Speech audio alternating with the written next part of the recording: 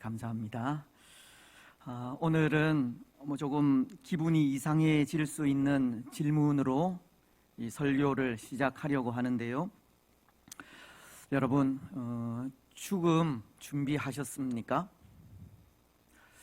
죽음을 준비하고 계십니까?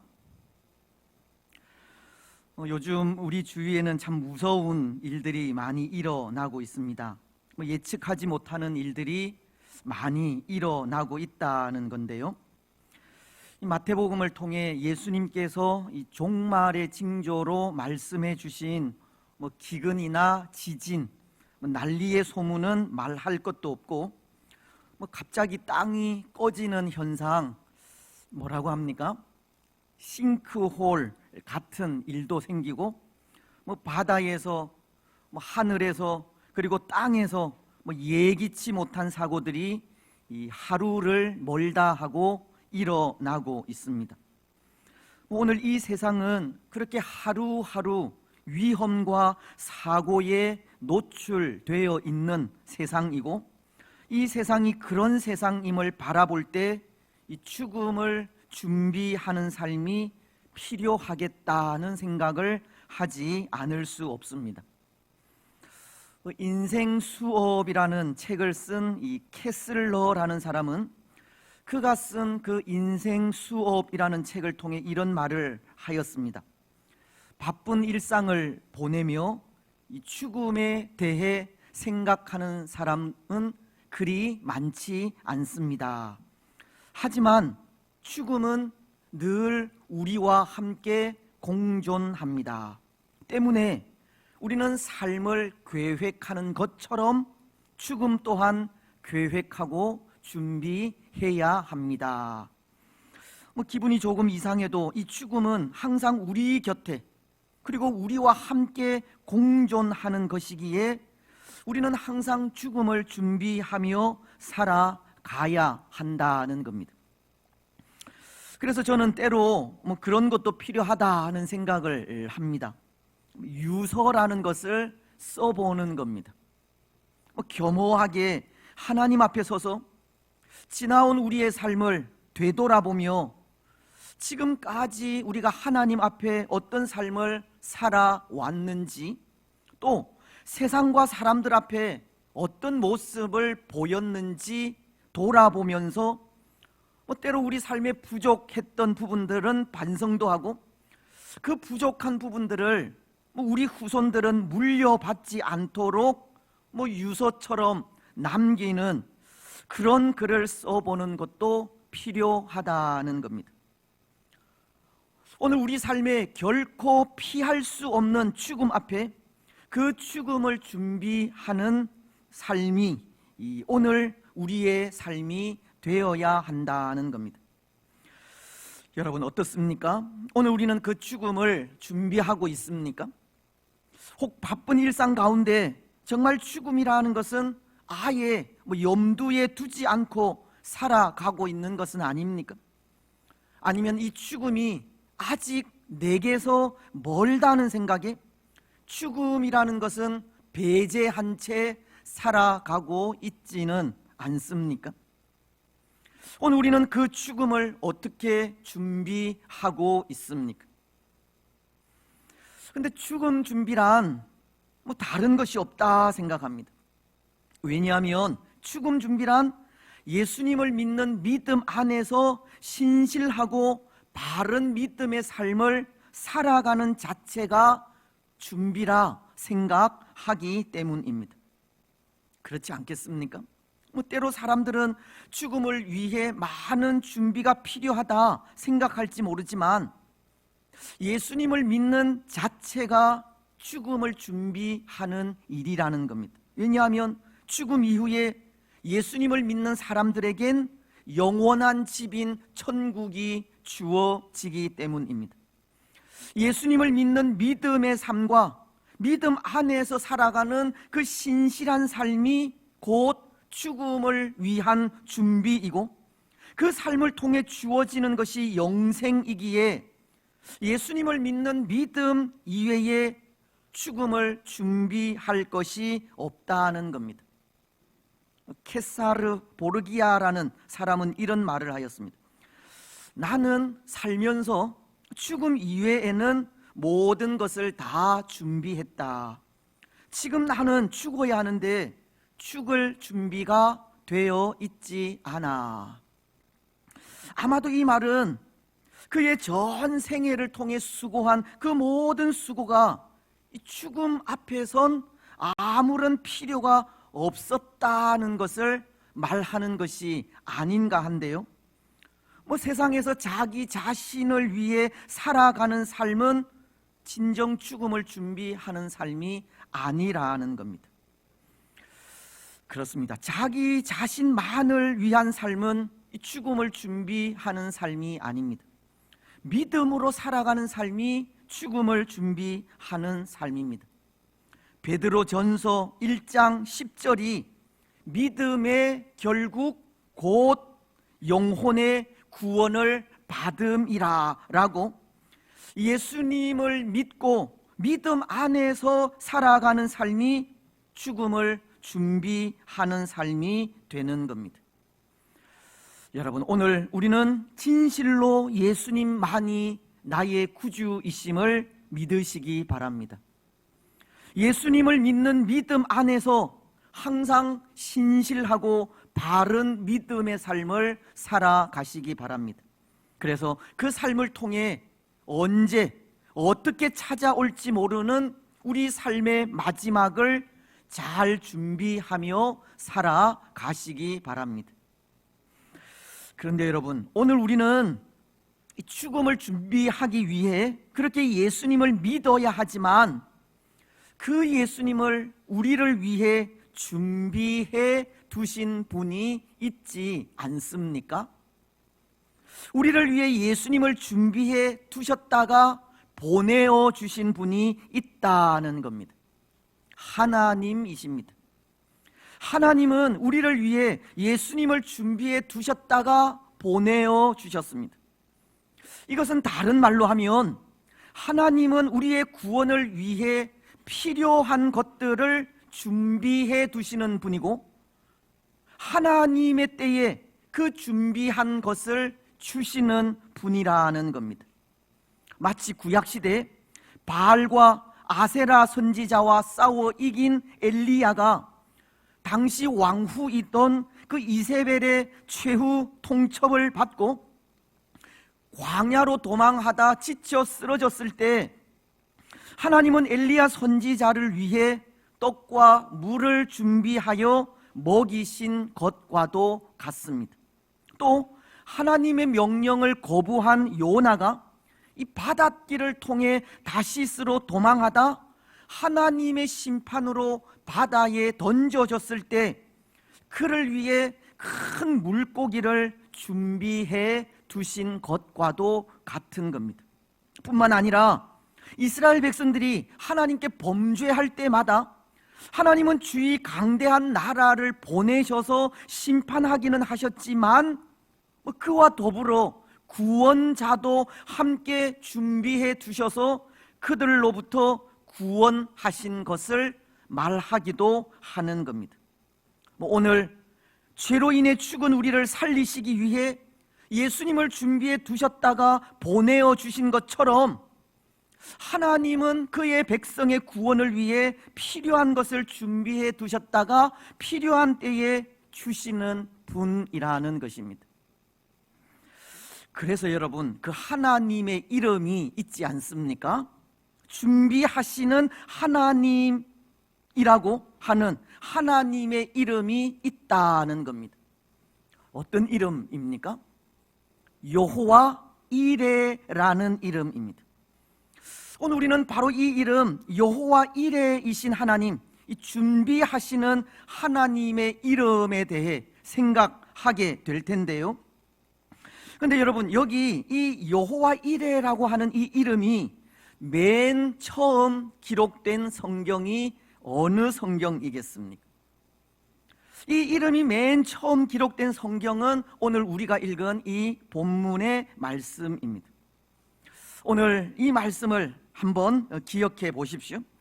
하나님은 100세 된 아브라함에게 이삭이라고 하는 아들을 주셨습니다.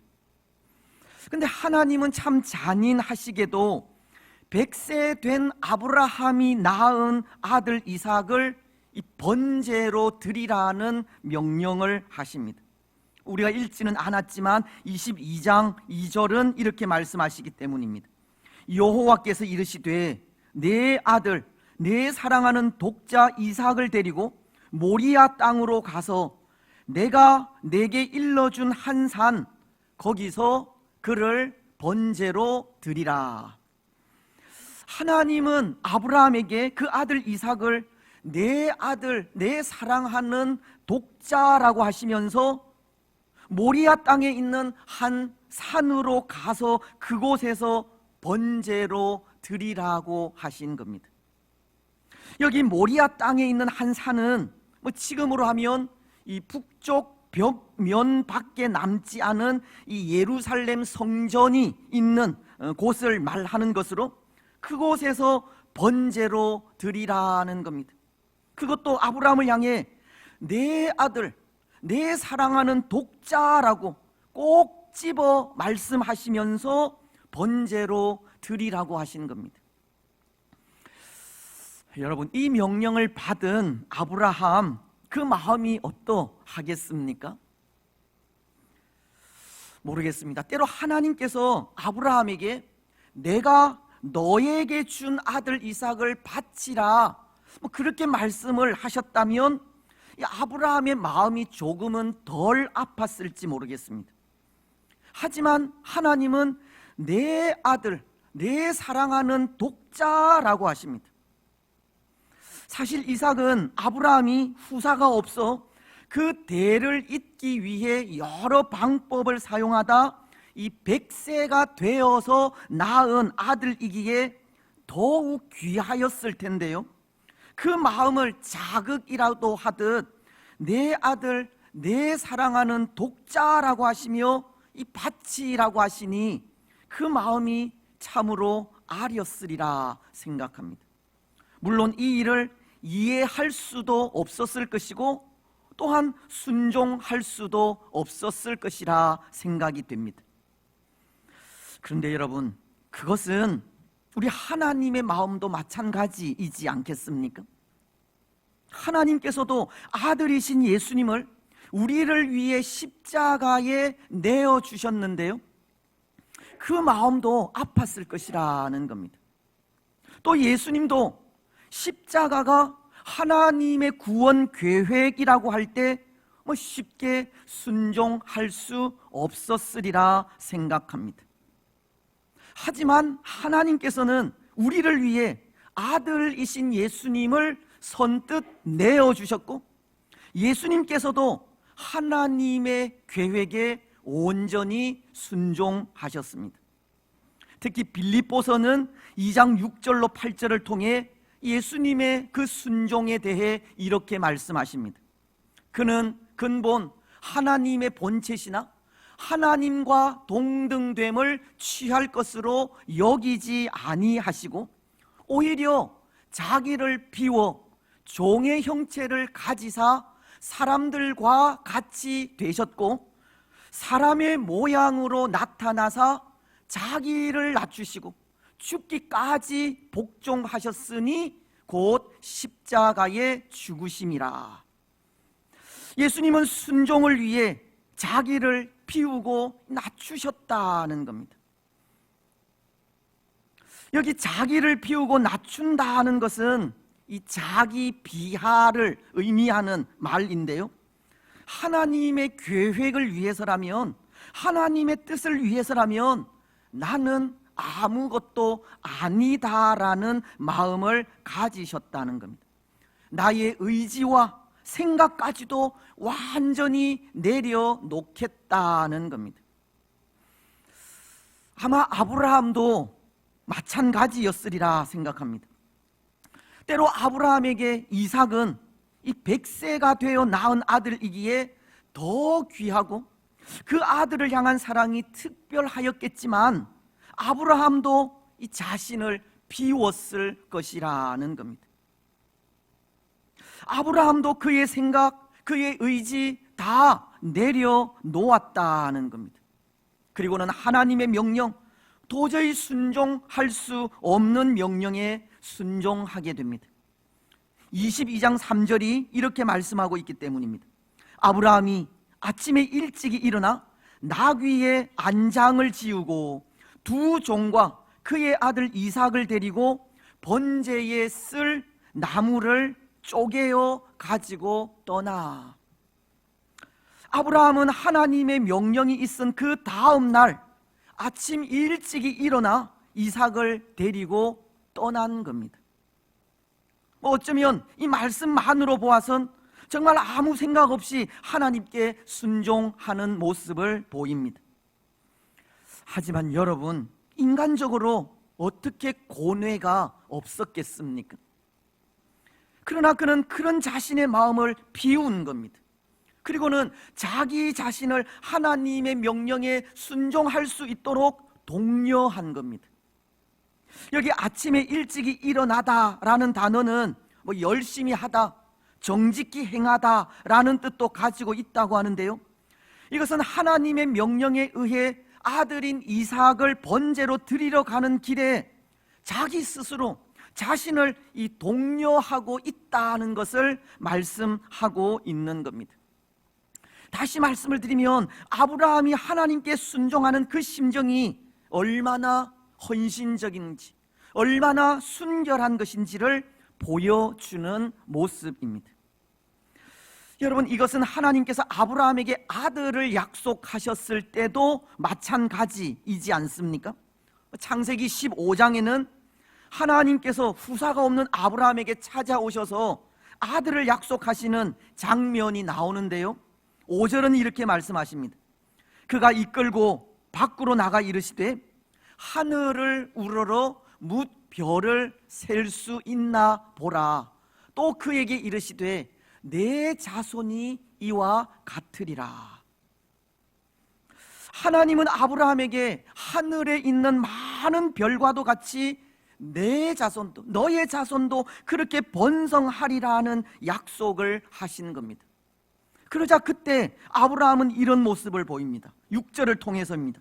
아브라함이 여호와를 믿으니 여호와께서 이를 그의 의로 여기시고. 이 말씀 속에도 무언가 갈등이 있을 것이라 생각이 들지만 이 아브라함의 대답은 즉각적입니다. 여호와를 믿었다는 겁니다. 하나님 앞에 아브라함의 심정이 얼마나 순결하고 헌신적인지를 보여주는 장면인 겁니다. 그래서 그런 헌신적인 믿음을 보신 하나님께서 그것을 의로 여기셨다고 하신 겁니다. 여러분, 오늘 우리도 그렇지 않습니까? 오늘 우리도 하나님께서 의롭게 여기셨다는 겁니다. 하나님께서 아브라함을 의롭게 여기신 것처럼 우리도 의롭다고 하신 겁니다. 사실은 의롭지 못하지만 의롭게 여겨주신 겁니다. 그렇지 못한 우리를 의롭다고 칭해 주신 겁니다. 여러분, 하나님은 무엇 때문에 의롭지 못한 우리를 의롭다고 칭해 주셨습니까? 오늘 우리의 그 의가 어디에 있습니까? 무엇을 보시고 하나님은 우리를 의롭다고 칭해 주십니까? 예수님을 믿는 믿음으로 인해서입니다. 빌립보서는 3장 9절을 통해 이렇게 말씀하십니다. 그 안에서 발견되려 함이니 내가 가진 의는 율법에서 난 것이 아니요 오직 그리스도를 믿음으로 말미암은 것이니 곧 믿음으로 하나님께로부터 난 의라.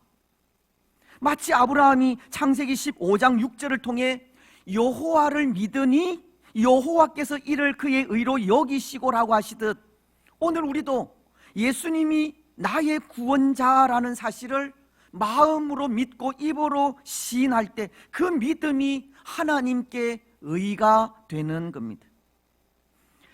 그렇습니다. 사랑하는 여러분, 오늘 우리가 얻은 의, 우리가 얻은 구원은 다른 것 때문이 아닙니다.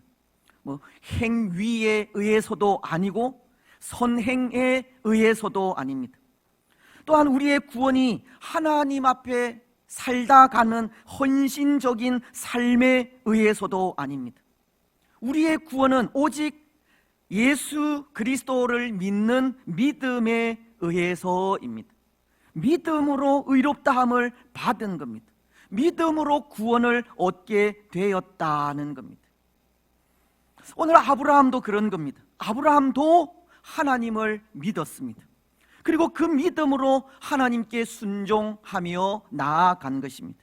비록 아들인 이삭을 번제로 바치는 일에 인간적인 고뇌와 아픔이 있었지만 그는 하나님에 대한 믿음이 있었고 그 믿음으로 순종하게 되었습니다. 그래서 그는 그 믿음으로 3일이나 되는 먼 길을 걸어 이 모리아 산에 도착하여 하나님이 명령하신 그대로 제단을 쌓고 그 위에 나무를 올려 이삭을 번제로 드리게 되는데요. 그런데 여러분, 그때 어떠한 일이 일어나게 됩니까? 하나님께서 하나님의 사자를 통해 급하게 아브라함을 부르시는 겁니다. 오늘 11절 상반절은 이렇게 말씀을 하십니다. 여호와의 사자가 하늘에서부터 그를 불러 이르시되 아브라함아 아브라함아 하는지라. 참 다급하게 부르시는 음성입니다. 때로 하나님께서도 급하실 때가 있는 것 같습니다. 우리 인생이 순종을 너무 잘하면 하나님께서도 급하게 일하시는 것 같습니다. 그래서 그렇게 급히 아브라함을 부르신 하나님께서 아브라함에게 하신 말씀이 그 아이에게 손대지 말라는 겁니다. 아마도 나를 향한 너의 마음을 내가 안다는 그런 의미가 아닌가 합니다. 그리고는 이삭 대신 번제로 사용할 양을 주시게 되는데요, 그 양을 본 아브라함이 고백한 고백이 여호와 이레이신 하나님입니다. 14절이 그것을 말씀하십니다. 아브라함이 그 땅 이름을 여호와 이레라 하였으므로 오늘날까지 사람들이 이르기를 여호와의 산에서 준비되리라 하더라. 아브라함은 이삭 대신 순양을 준비해 두신 하나님을 여호와 이레라 고백하게 된 것입니다. 하나님은 필요한 것을 미리 준비하시는 분이시고 그 준비한 것으로 하나님의 계획인 이 구원을 완성하는 분이심을 가르치는 겁니다. 그렇습니다. 그래서 여러분, 오늘 우리는 이렇게 여호와 이레이신 하나님을 고백하면서 생각하게 되는 것이 있습니다. 그것은 하나님께서 이삭 대신 숫양을 준비하셨다는 것이 단순히 그 순양으로 인해 이삭이 새 생명을 얻게 된 것만을 의미하는 것이 아니라는 겁니다. 물론 이삭은 순양 대신에 생명을 얻게 되었습니다. 순양이 이삭을 대신하여 죽었기 때문입니다. 이삭의 입장에서는 자기를 대신하여 죽은 순양 때문에 이 생명이 연장된 것은 사실입니다. 하지만 또 하나 이삭 대신 순양을 준비하셨다는 것은 이삭을 통해 믿음의 계보를 이어가는 하나님의 약속이 이루어진 것을 의미하는 것이기도 한 것입니다. 하나님께서 아브라함에게 약속하신 그 믿음의 계보를 계속 이어갈 수 있게 되었다는 겁니다. 하나님은 앞서도 인용한 창세기 15장 5절을 통해 이런 약속을 하시지 않았습니까? 그가 이끌고 밖으로 나가 이르시되 하늘을 우러러 뭇 별을 셀 수 있나 보라. 또 그에게 이르시되 내 자손이 이와 같으리라. 하나님은 아브라함에게 내게서 내 씨를 통해 하늘의 뭇 별과 같이 내 자손을 번성하게 하겠다는 약속을 하셨다는 겁니다. 오늘 이렇게 순양이 이삭을 대신해 번제로 드려졌다는 것은 바로 그 약속이 이루어지게 된 것을 말씀하고 있는 겁니다. 순양 되신 생명을 얻게 된 그 이삭을 통해 믿음의 대가 계속 이어지게 되었기 때문입니다. 그래서 이 말씀 이후에 있는 22장 17절 말씀은 이렇게도 말씀하고 있는 겁니다.